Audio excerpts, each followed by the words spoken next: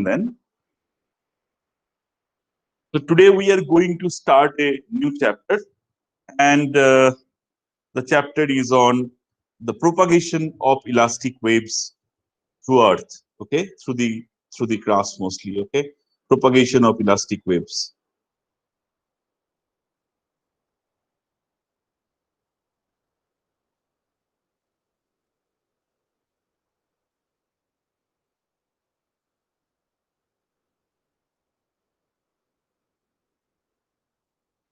Okay, and this is also, the common term is seismic.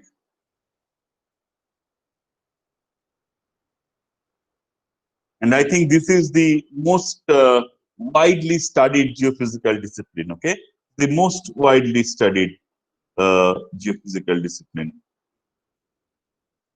and simply because it has very wide applications as well.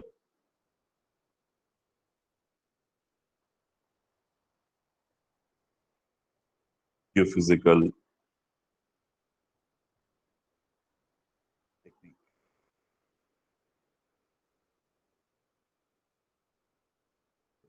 So far we have looked into two properties of the Earth that we have used. We have used gravity, which is nothing but the attractive force, and then we have looked into magnetism. And here we are going to look at the elastic properties. Okay? Elastic properties. Or you can say the mechanical properties of the Earth. Okay?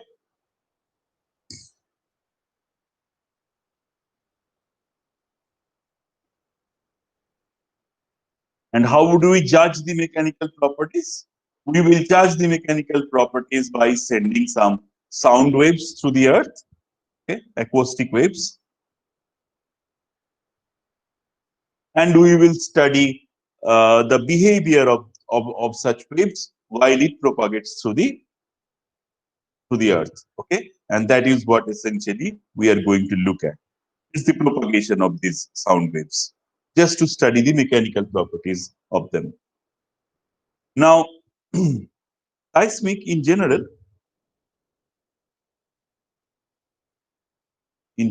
is broadly subdivided based on its application in two categories. Okay, based on application. The fundamentals are still the same. Okay, just based on application. So one we call as the one branch of the study is earthquake seismology.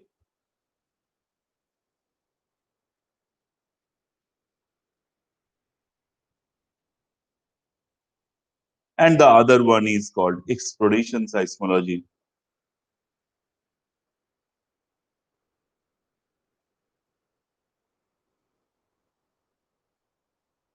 Okay, so in one case we are going to look at earthquakes and the elastic waves or the sound waves which will be generated, okay, are natural. So natural elastic wave propagation. Natural elastic wave propagation.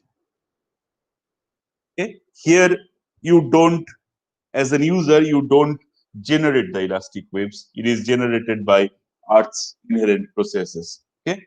And then in exploration seismology, of course, it is controlled. Okay. And here you actually generate so anthropogenic elastic waves.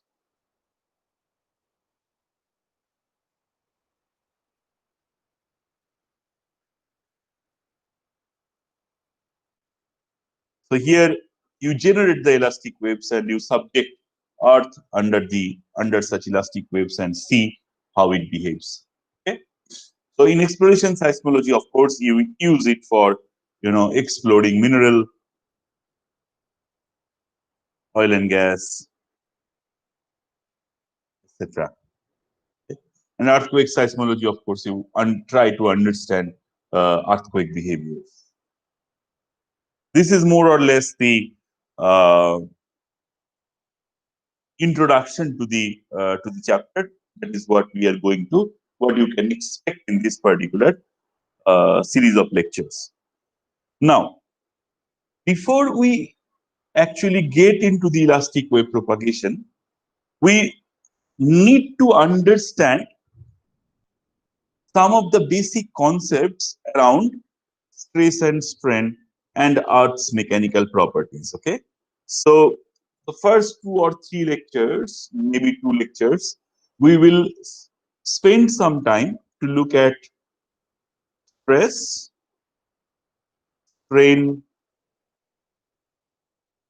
and some brief elastic properties. Okay. Once we have that understood, then we will essentially look into the elastic wave propagation. So today we are going to start with the first important topic of discussion. That is what we call as stress. Of course, you will learn. I mean, in geophysics, we are going to give you a very brief description about these things, stress, strain, and elastic properties. But when we study structural geology in the next semester, we are going to look into them in great details. Okay. Here we are going to briefly touch upon them as much as we require to understand elastic wave propagation. Okay. So let's just start with stress. And please pay very as much as attention you can, because this is a very new concept for most of you, I'm sure. So it requires some degree of attention.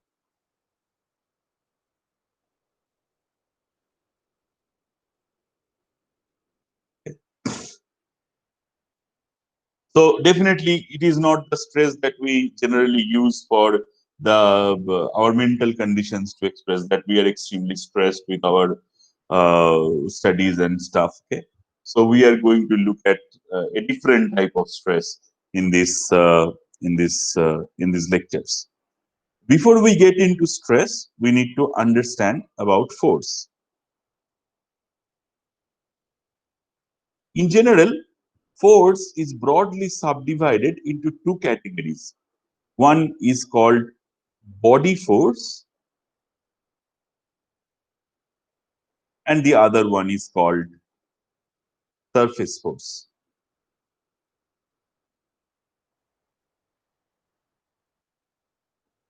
Rather than defining body force and surface force, let me give you examples to explain what are they. So suppose I have a block of material, okay, and I am applying some force into it. So after I apply the force, what is happening? Maybe this body is essentially changing its position. It was at A, now it has come at B. Okay. So it has essentially translated from A to B.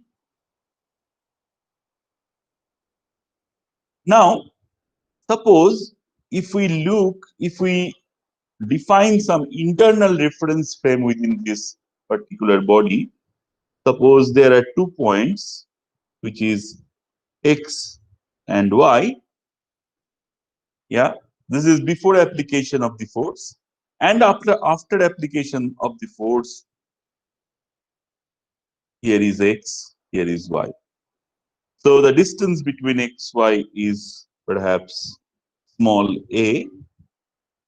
After application of the force, although the whole body moves, the distance between X and Y remains a. Okay. So what do I mean by that? So there is no internal deformation. So no internal deformation. Or the other way of putting it is that all the, you know, uh, smaller discrete masses within this body is subjected to equal amount of force, right? All the discrete masses in this body, which actually forms this total mass, is subjected to the similar amount of force. Hence, A is hence it changes its position from A to B, but there is no internal deformation. Okay? So we are very much familiar with such force. It follows Newton's formula. Okay, um, and these type of forces are called body forces.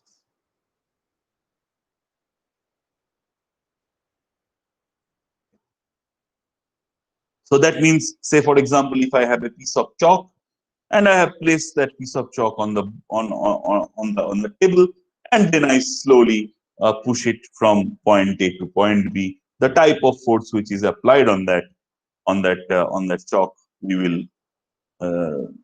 call it a body force. Now the same chalk, this is my ground. I have the same chalk and I drop it from a height. So if I drop it from a height, what would happen? Most likely the chalk will break. So break into perhaps 2 or 3 pieces.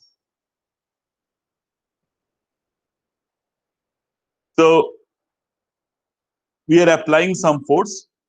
As soon as it is hitting the ground, there is some sort of elastic collision.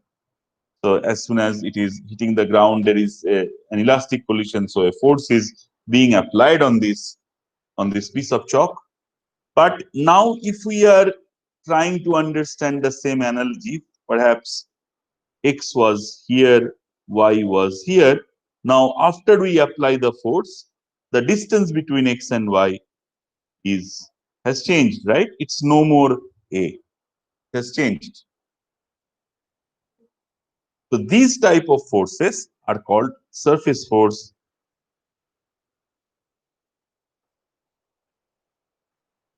Okay, which eventually, which tries to essentially, when it is applied, to deform the body. Okay? This is what we call as the surface force. The force fundamentally is the same, but how it is manifested on a particular body, that's how we define body force and surface force. Now we will try to define what is stress. So stress is nothing but surface force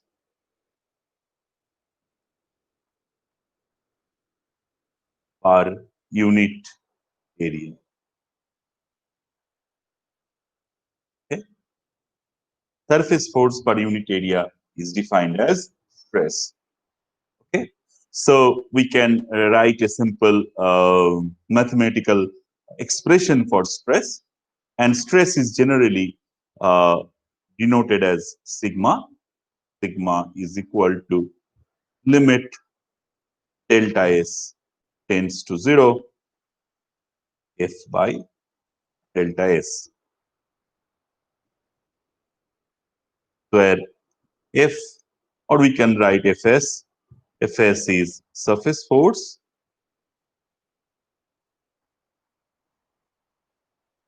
and delta S is the surface element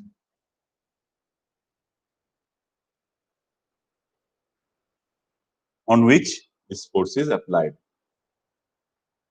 Okay. Now, what else is force per unit area? Can someone tell me? What else is force per unit area? Pressure. Excellent. Pressure P is also force per unit area. Okay. So the unit of stress will be exactly the same as pressure. Okay. So it can be expressed as bar, Pascal, etc. PSI, PSI,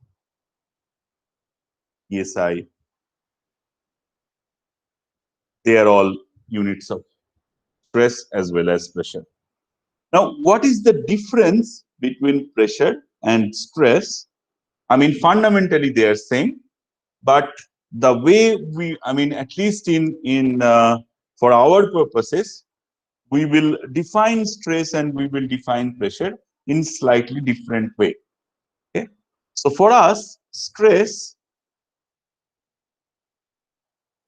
is anisotropic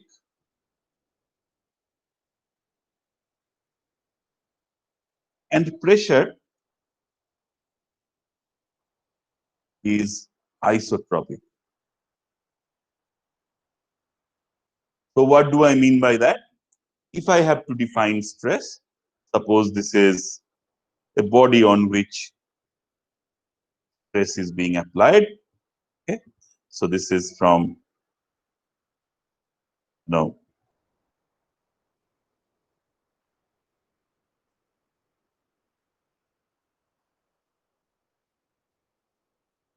uh,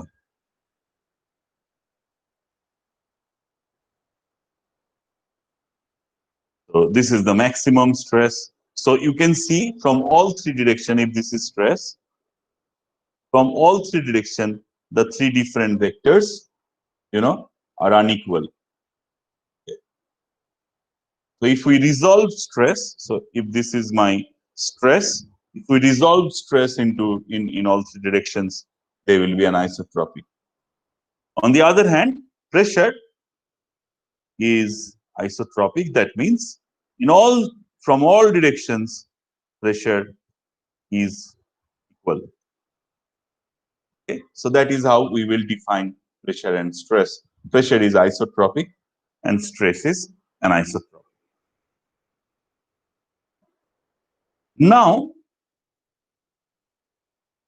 you have to remember another thing. And this is where we often don't follow conventions, but then this is how it is. For example,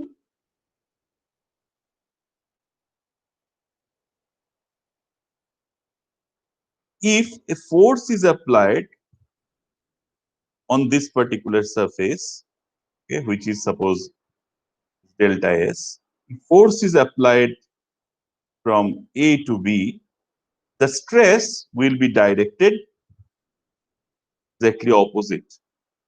Okay? So it's essentially the reaction to the force. So stress is essentially reaction to the applied force by unit area. Okay, reaction to the applied force per unit area.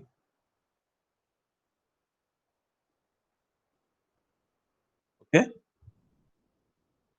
so if I say, for example, if I mean that I am essentially putting pressure on something like this, I'm putting force on something like this, that means the stress would be, the stress vector would be oppositely directed. We have to write it like this.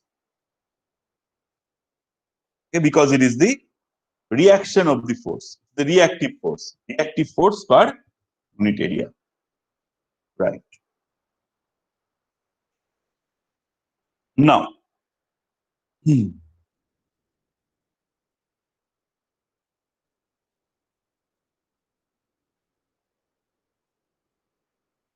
suppose I have a surface element which is slightly tilted. I mean, you can think of it. I mean, as a surface element, I'm just drawing the cross. I mean, just drawing the projection of the surface on the board. Okay, hence it is a line, and on which, so this is delta S. on which there is a stress acting. So if I have drawn my stress like this, that means the force is coming from the opposite side. Okay, so it is essentially compressing this surface, right? So the force is essentially like this. Okay, you get my point. So this is the stress, and then I can resolve the stress into two components. One component will be perpendicular to the surface element, okay? And that is what we will define as sigma n, or normal stress. Okay? And then I can define another surface element, which is another stress component, which is parallel to the surface, okay? And that is what we call as tau, or shear stress.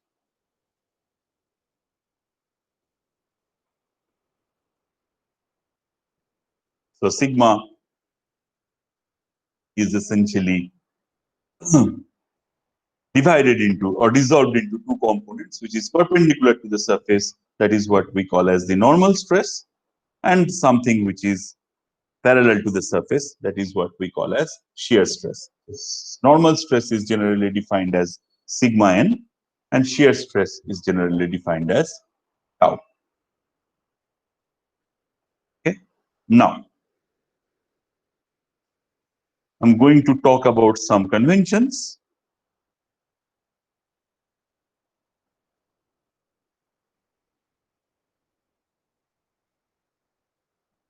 Now, suppose I have a body and I am providing force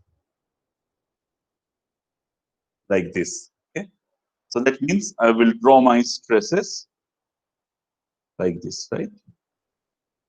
And you can see here the stresses are nothing but normal stresses, because if the stress is coming, if the stress is perpendicular to the surface, there will not be any shear stress. Yeah, the shear stress component will be 0. So these sort of stresses, which essentially compresses the stress that essentially compresses a body, that is what we call as compressive stress.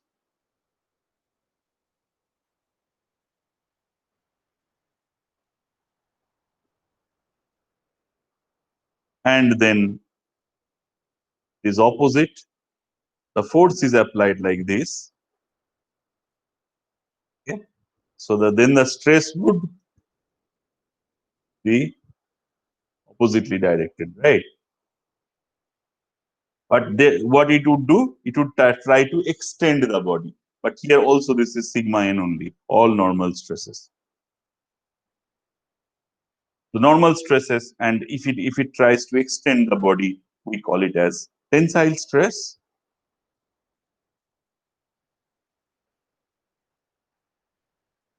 Or extensional stress.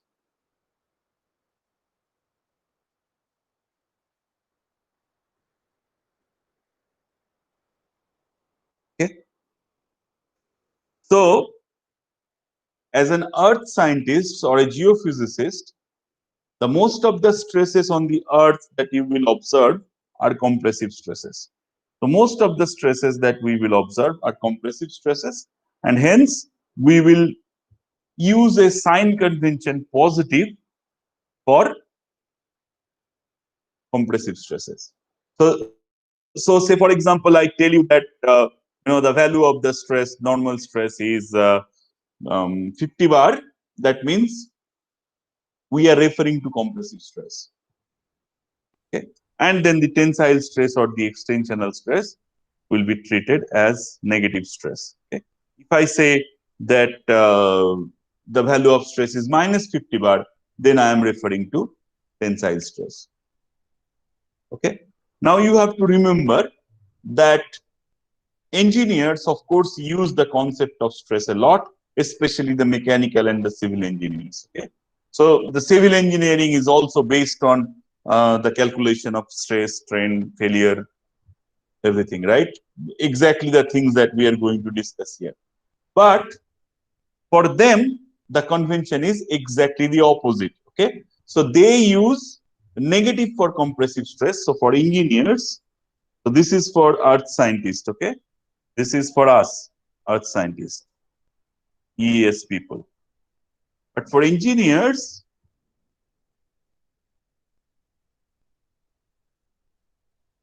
compressive stress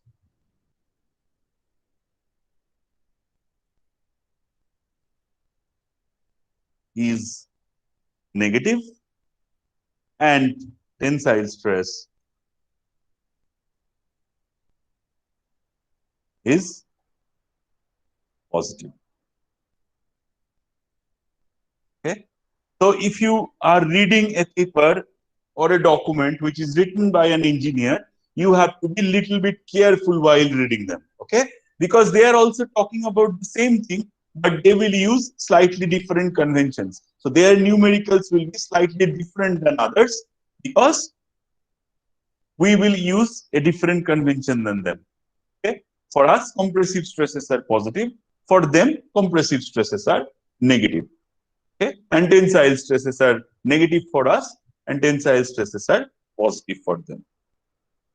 So now we have defined stress, we have resolved them into the tensile stress, shear stress component and normal stress component. The normal stress component is further subdivided into compressive stress and tensile stress. Compressive stress we treat as positive, and tensile stress we treat as negative. Okay. Now, we will try to now define stress in 3 dimensions. So if I want to define it in 3 dimensions, what I want to do, I want to have a beautiful coordinate system, and we are choosing Cartesian coordinate system, and let us name them as, rather than x, y, z, let us name them as 1, 2, and 3. Okay, 3 axes mutually perpendicular, and I want to define stress at a point E. So there is a stress coming, sigma, on this point P. This point P is subjected to this stress sigma, and we are trying to define this particular stress at this point. So to do that, what I will do, I will, let me get rid of the stress for a moment. I will do is, I will draw a cube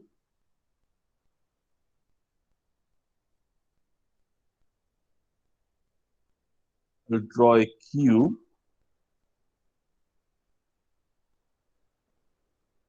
around that point P, and the point P will essentially be at the center of the cube. Okay. Point P, so the point P is fixed. Essentially, I'm just drawing a cube which is surrounding that point P. Okay, and point P is at the center of the cube. Okay, and then of course the stress is coming from any arbitrary direction.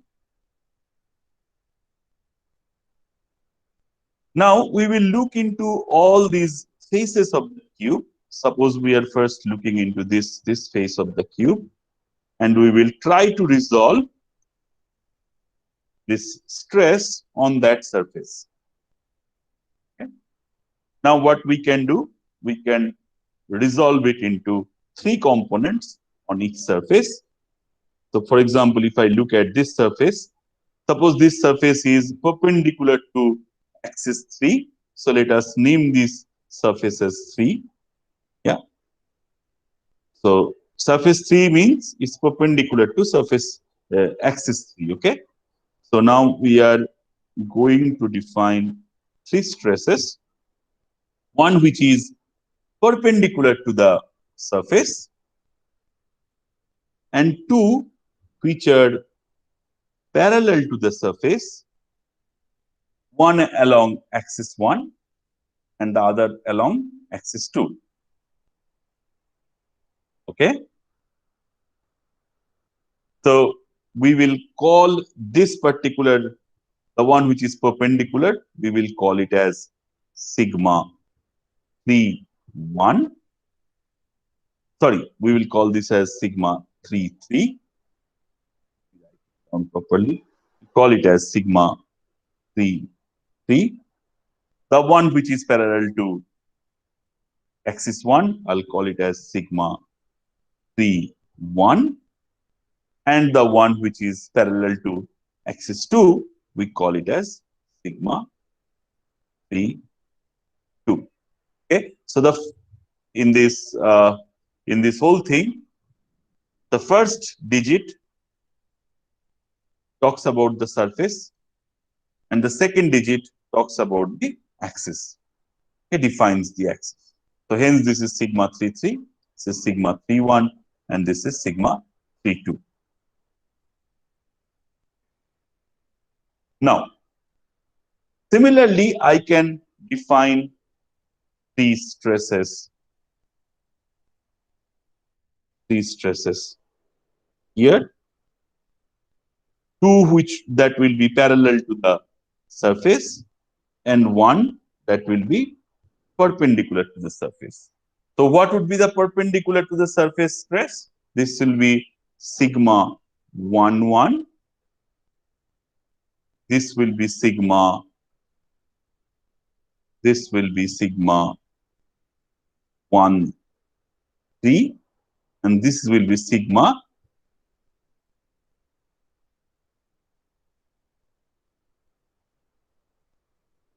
1, 2. Right? Right. Similarly, I can define these stresses here as well.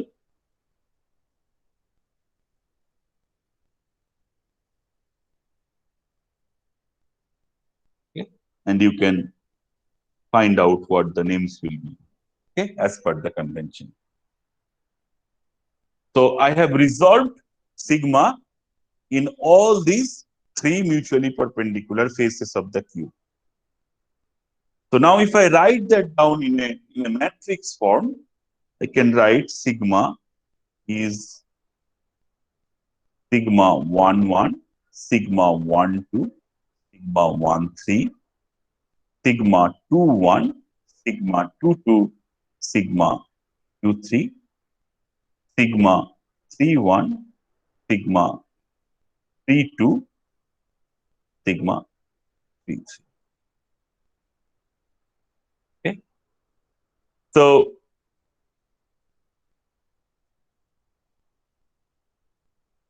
to express one sigma, now I will require 9 components: sigma 1, 1, sigma 1, 2, sigma 1, 3, sigma 2, 1, sigma 2, 2, sigma 2, 3, sigma 3, 1, sigma 3, 2, sigma 3, 3. Now you have to tell me whether this sigma 1, 1, sigma 1, 2, sigma 1, 1, sigma 1, 2, all these 9 components, whether they are scalar, they are vectors, what are they? Can someone tell me? All these different components are? So vectors. No, they are not, because I am already, so if I am saying sigma 3, 1, that means I am defining its direction already. Okay? I am already defining its direction. So I cannot change its direction at all. Okay? So they are essentially scalars because they are they don't have any degree of freedom. I mean, sigma 3, 1 cannot be expressed in any other direction. It has to be only in that direction. Okay? So they are scalars. So can't we say they are like magnitudes of a vector, which is No, they are scalar? not magnitudes of the vectors. They are scalars simply because their directions are defined. You cannot change their direction. Okay? They are in that direction only. So, but a scalar cannot have What is length? scalar. Why? There is no particular direction defined. So can you, so for example, if I have this one, okay, this is the length of this one I want to measure. Can you measure it in this direction? No, sir. So you have to only measure it in this direction, right? Yes. In that logic, they are scalars as well. Okay. Okay. Okay, Yes, sir. so they are scalars. So now what I'm seeing, to express one stress, I need 9 scalars, right? So stress, I need 9 scalars. That means t square, right? So in 3 dimension, I need 9 scalar components to express stress. Hence, stress is called a tensor of rank 2. Okay. Say for example, if we think about a vector, how many components do I need to express vector in 3 dimension? How many components do I need? Three. 3, right? Excellent. So for a vector, I need 3 components. That means 3 to the power 1, right? So hence vector is called a tensor of rank 1. Okay. Now, for example, scalar, how many components do I need? 1, right? So that means for scalar, I need 1 component. Hence, vector scalar is called a tensor of rank 0. So scalar and vector are two specific terms of the whole family of tensor. Okay. So more number of components that I need, I will increase the rank of the tensor. Okay. For stress, I need 9 components to uh, express it. Hence, we call stress is a tensor of rank 2. Okay. Now let us look at this matrix once more, and I ask you to essentially tell me which one of them are normal stress component, which one of them are shear stress component. Can someone tell me which one of them are Hello. no? Yeah, Sir, sigma 11, sigma 22, and sigma 33 are normal stress they are components. normal stress component, and Rest all are shear stress rest of components. our shear stress component. Okay, that's very good. So I, in this whole matrix, I have 3 normal stress components and 6 shear stress components. Okay. So now you can imagine, say for example, if I have two stresses like sigma x and sigma y, so that means I will have 9 components here. Okay, and then 9 components here. And if I want to do any sort of operations between sigma x and sigma y, okay, that will be not very difficult, but fairly complicated. Okay, it's a 9 component matrix. Okay. And now, of course, if I mean, two stresses are very simple. If I have more number of stresses, it becomes even more complicated. Okay, so the operations between two stresses becomes very, very complicated if I have to deal with 9 components of stress to define uh, as a definition. Do you agree with me or not? It becomes fairly complicated, isn't it? So to overcome that problem, we are going to do a geometric operation. What we would do, we would start rotating this box. Okay, we would start rotating this cube. Okay, so if I rotate the cube, what would happen? Will the values of sigma 1 1, sigma 1 to sigma 1 3, I mean all these components be same, or would they change? Can you tell me? Anyone? If I start rotating this particular cube, say for example in the clockwise direction, will these components value be same or it will change? Sir, if it's uniformly distributed, Even if they are uniformly distributed, will they change or will this remain same? So they have to be same, right? No, they will change, of course. Think about it. Means take a simple thing, right? So, for example, this is my stress. This is any vector. It doesn't have to be stress. Okay, I have one normal and I have one shear stress. Okay, I have one normal vector and one I have, a layer parallel vector. Okay, now if I rotate this surface, the theta will change. Hence, the cos theta and sin theta will also change. If the stress is same, if I change this one, I mean, what would this value be? This value and this value would depend on the angle between the stress and the surface element, right? This theta is absolutely important, right, or not? When you resolve vectors, you resolve it in cos theta and sin theta, right, or not? Normal stress and shear stress, normal component and layer parallel component, you divide it in cos theta and sin theta. So if I change theta, of course they will change. Agree or not? Yes, sir. So it will change. So we will keep on rotating it.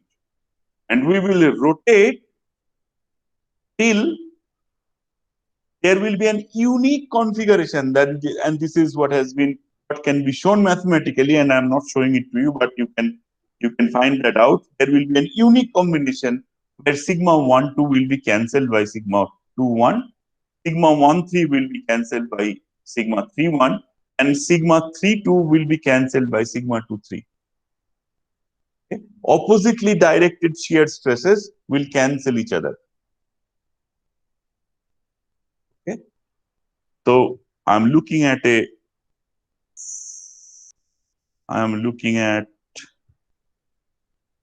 this is 1 2 3. I'm looking at a very specific orientation of the cube.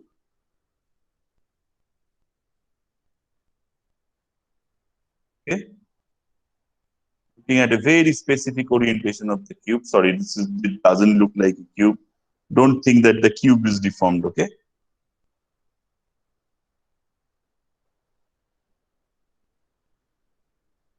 I'm looking at a very specific orientation of the cube where sigma 1 2 and sigma 2 1 is cancelled, sigma 1 3 and sigma 3 1 is cancelled, and sigma 2 3 and sigma 3 2 is cancelled. And what we are left with, sigma is equals to sigma 1 1 0 0 0 sigma 2 2 0 0 0 sigma 3 3. We are only left with the normal stress components. So sigma 1 1 is directed, sorry, sigma 2 2, okay, I have defined 1, this is 3, na? We are only left with sigma 3 3, sigma 1 1, 2 2. That's what we are left with. But of course, remember, this sigma 1 1 and this sigma 1 1 is not the same. They have different values. Okay, they are different values. Okay, what I want to mean that we are only left with the normal stress component. Now I have rotated my cube, and then I have got this unique configuration. Then I am left with only the normal stress component. And then what I will do, I will define a new coordinate system.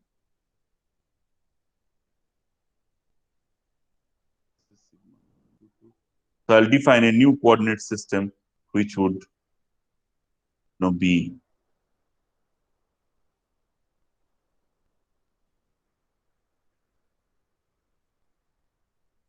the 1, 2.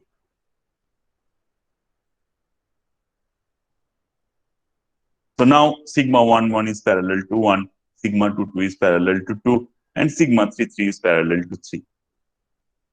Okay. So of course, then we can call them sigma 1, 1, sigma 2, 2, sigma 3, 3. But remember, this sigma 1, 1 and this sigma 1, 1 is different, simply because I have rotated my cube. Okay. Now, if I simplify it, I don't have to keep it like this. Can bring it to normalcy. I have 3 axes.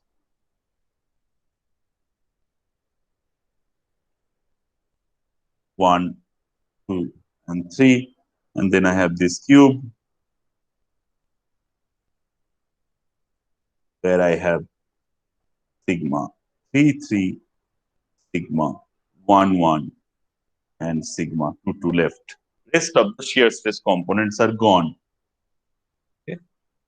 Now, these newly defined axes are called principal axis of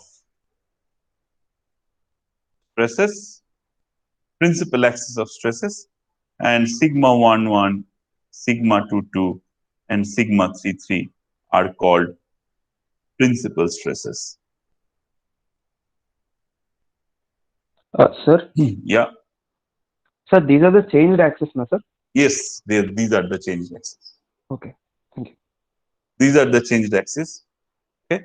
So now I am left with sigma 1, 1, sigma 2, 2, sigma 3, 3. So that means now I can express I can reduce my, I'm not essentially reducing. I'm only having 3. I'm still having the 9 component matrix, but only 3 are actually having real values. Rest of it are actually 0.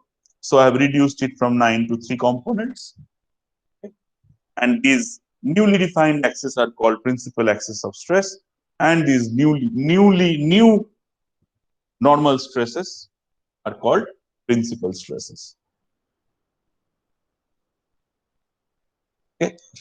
Now, very lucky for us, very lucky for us, that if we look at the surface of the earth, if we look at the earth, okay, and if we look at the stresses that happens because of the different forces which we will discuss tomorrow, what are the reasons for these stresses? If we look at the stresses that are present in the earth, okay, what we see that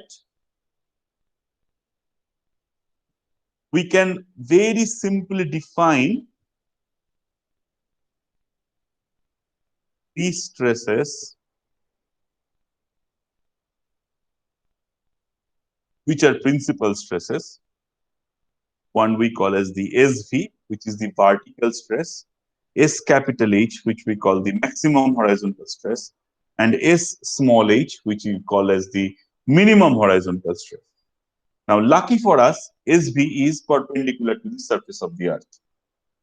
Lucky for us, SV is perpendicular to the surface of the earth. Okay. So SV, we can think of it as sigma P3. Yeah. This maybe you can think of sigma 1, 1 and sigma 2, 2. So that means if we are just, perpendicular to the surface of the earth, if we just go down, okay, there will not be any shear stress.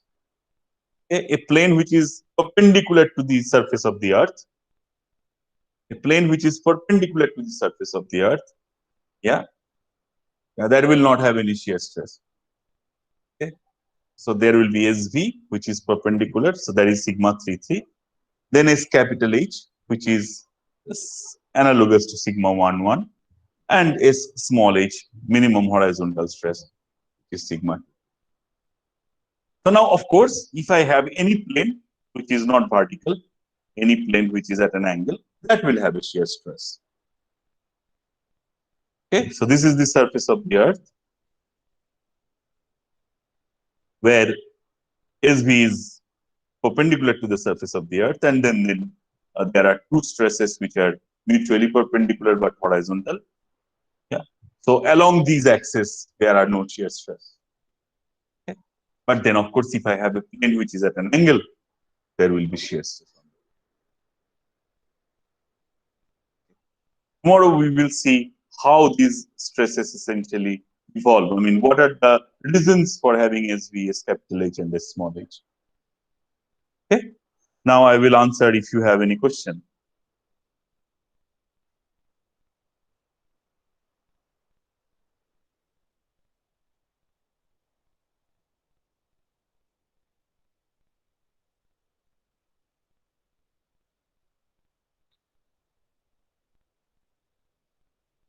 What is the SV in the image you showed? What is that? Sorry? The SV. SV is called the vertical stress. Okay.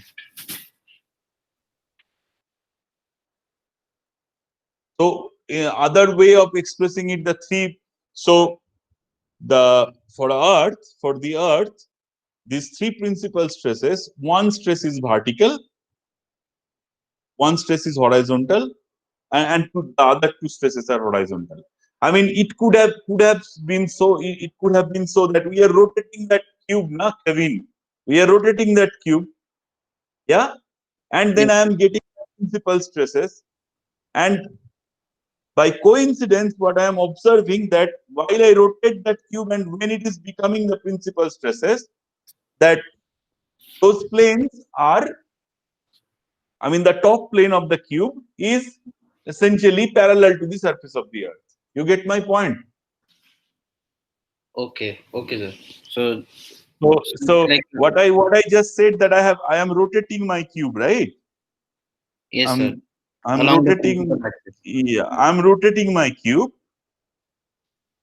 Suppose here I have got my optimum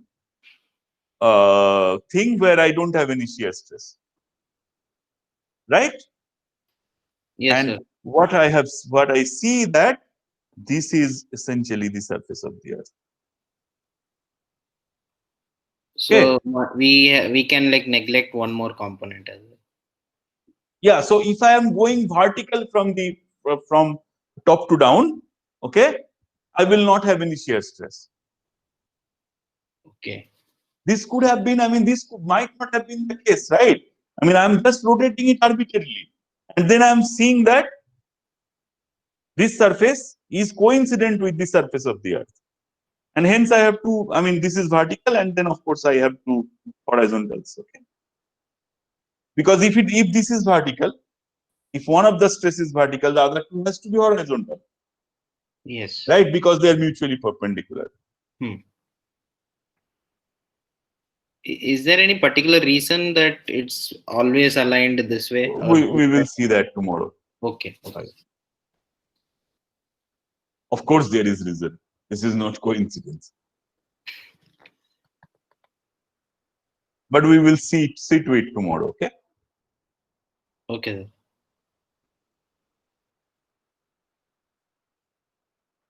Is this clear for all of you? This concept is a, little bit intriguing. But this is a very fundamental concept to understand for if you want to continue with physics side of the earth science.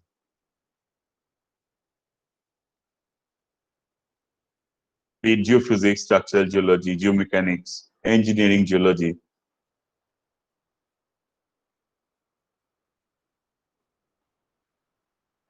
Is this clear? Let me see. Nirul, is it clear for you? Yes, sir. Yeah, you understand now why the the vertical stress is a principal stress. Yes, sir. Got Okay, it. excellent. Ivangi, is it clear for you?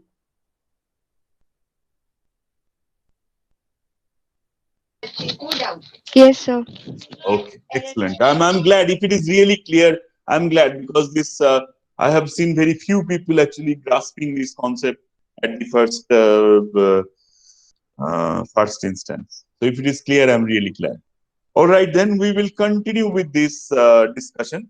But what I will recommend, you will not find a good description of stress strain. I mean, there is little about stress strain given in Lowry's book. But then there is another book that I will tell you. There is a book on structural geology by S.K. Ghosh. If you write structural geology, S.K. Ghosh, I think it's available online as well. Okay, structural geology. I'm sure you will be able to find the book somewhere. Okay, so read. You don't have to read anything. Just start with the stress chapter. I mean, there is a lot of complications in stresses. You don't have to get into all those details. We will learn about them slowly when we do structural geology. But just learn the much I have taught. Okay, if you want to read it from there. Okay? The Lowry's book is not sufficient to understand about stresses and strains. It's very preliminary. Okay? So read that book. I mean, only the stress chapter, but also selectively the topics that I am teaching. Okay, but otherwise you will be confused. Okay, that's my general suggestion. Of course, if you are if you want to learn, I mean, at this moment itself, please go ahead. But my recommendation will be to take it step by step and learn more when we do structural geology. But for the time being, just learn the stress and the topics that I'm covering. Any more question?